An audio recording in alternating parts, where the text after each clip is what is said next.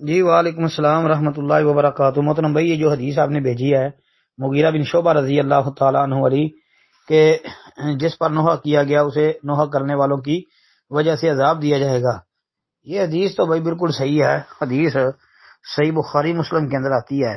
بخاری شریف میں کتاب الجنائز میں آپ دیکھ لیں تو اسی طرح عبداللہ بن عمر رضی اللہ تعالی عنہما سے مروی ایک حدیث میں بھی آتا ہے کہ نبی علیہ الصلوۃ والسلام نے فرمایا کہ یقیناً میت کو اس کے گھر والوں کے رونے کی وجہ سے عذاب دیا جاتا ہے۔ یہ حدیث بھی صحیح بخاری کتاب الجنائز میں، اس کے علاوہ صحیح مسلم کے اندر اور سنن نسائی میں، صحیح ابن حبان اور کتابوں میں بھی موجود ہے۔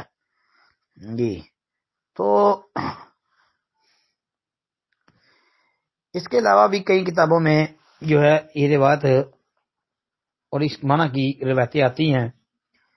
باقی یہ ہے کہ اس پر اہل علم نے یہ بحث کرتے ہوئے کہا ہے کہ میت کے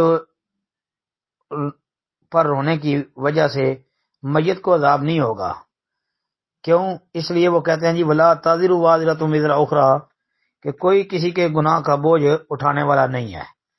ایک یہ بات کی ہے، اور حضرت امی عائشہ صدیقہ رضی اللہ تعالیٰ عنہ کا موقف بھی یہی ہے کہ میت کو جو ہے اہل و عیال کے رونے کی وجہ سے عذاب نہیں ہوتا۔